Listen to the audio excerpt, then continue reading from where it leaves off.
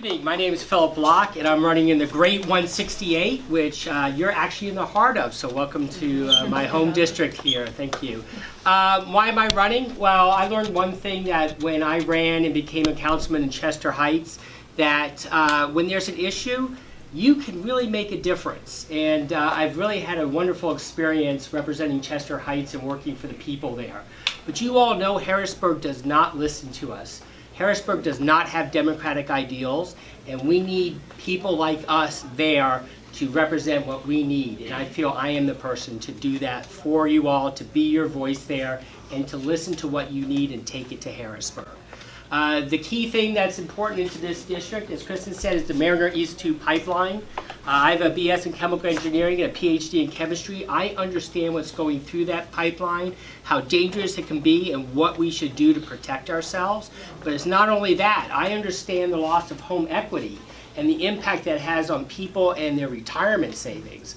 I understand what it can do to personal property rights, and don't forget that Mariner East 2X and Mariner East 3 are coming, and we need voices in Harrisburg to stop those. To me, the largest issue in this, among the many issues, is the environment. I work in environmental remediation. We are being attacked every day in the state with regards to our environmental protections, even though it's in our Constitution. We need to protect our environment while growing the green economy. So thank you very much. Appreciate it. All right, well, first of all, let's talk about medical marijuana. That should be a given. It is a drug that has got a lot of use obviously for medical purposes, and even can help address the opioid crisis. So medical marijuana today should be legal, and it should be a priority in the legislature. Recreational marijuana, I believe we should legalize it. It should be state controlled, and it's a great source of revenue to help drive a lot of the other programs we need to do in this state. So first up, medical marijuana needs to be passed today to help fight not only the opioid crisis, but the other issues it can address, and then roll out legalization of marijuana.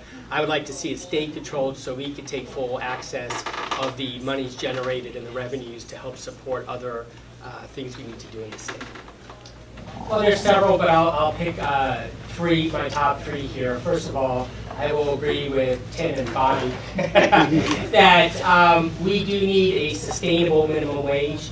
Whether it's $50 an hour, I think that's a good number to start, but I will also agree it needs to be pegged to the inflation rate so that the day we start giving $15 an hour, the price of everything goes up, and now the $15 an hour is worth $7 an hour. So it really does need to be paid to the inflation rate so that that becomes a livable wage for a long period. That's number one. Secondly, we need to have the ability to have affordable and or free daycare for economically disadvantaged families. So you're not looking at having to stay home and not earn a living because you have to watch your kids versus trying to go out and make a living to put food on the table for your kids. That's not a choice somebody should have to make.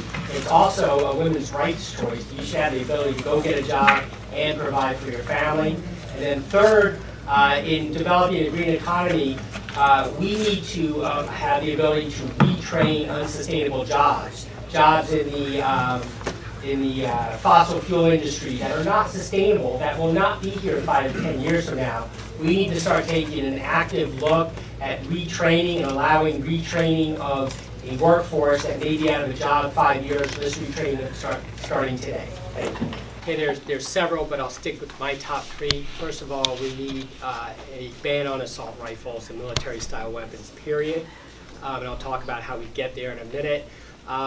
We also need universal background checks that would also include checks on domestic abusers, preventing them from getting guns as part of that. And then thirdly, one of the biggest issues around guns is gun violence and the propensity to use guns for suicide. So we need to look at things like trigger locks and ways of preventing non-owners of that gun for using guns for violence against others and themselves. And really it comes down to the fact that most of us actually want sensible gun laws, and we have a lot of NRA money preventing that.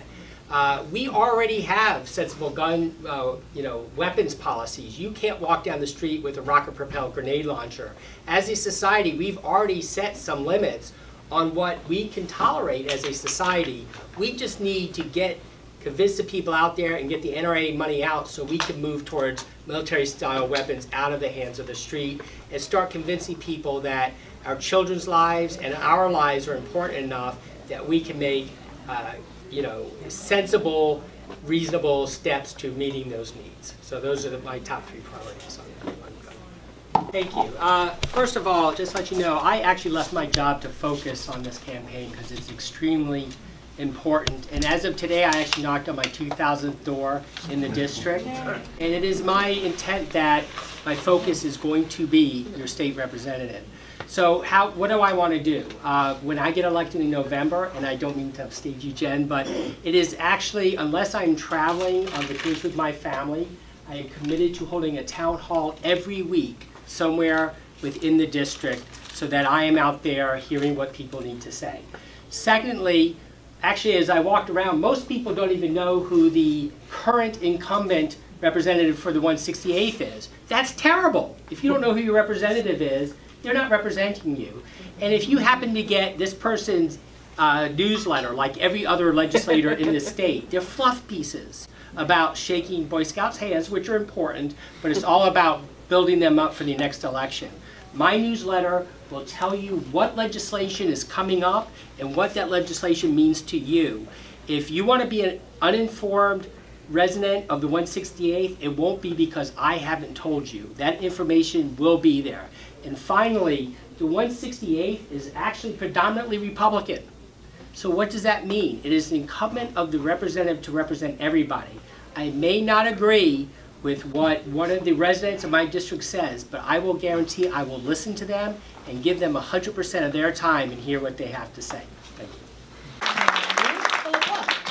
Hi, Phillip Bloc. I'm very excited to be here. It's such an exciting time. But I'll tell you, it's also a very serious and critical time. A Democrat has never won the 168th, and mark my words, the Republican machine is not going to give up the 168th. They're not going to let it give up. We have to be very focused to win this. And when we win this seat and we turn this seat Democratic, it's not over. Our work has just begun. We do have a blue wave coming. But we just went through a time where we had a wonderful President, Barack Obama, where everything seemed possible, and we let it slip away. So once we are in the State House, we have to listen to people. We have to lift up people. It is now time to put the human spirit up above everything else, up above corporate profit, up above everything else. We have to make it about us as a human race and lift ourselves up.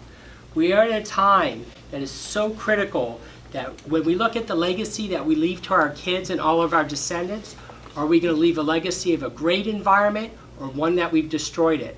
Are we going to live a legacy where we educate everybody or we leave people behind?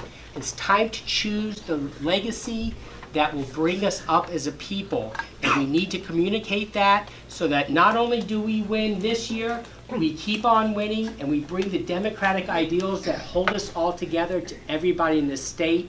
My name's Phillip Bloc. I'm running for the 168th, and I'd like to be your representative to uplift the people of this state and this country. Thank you very much.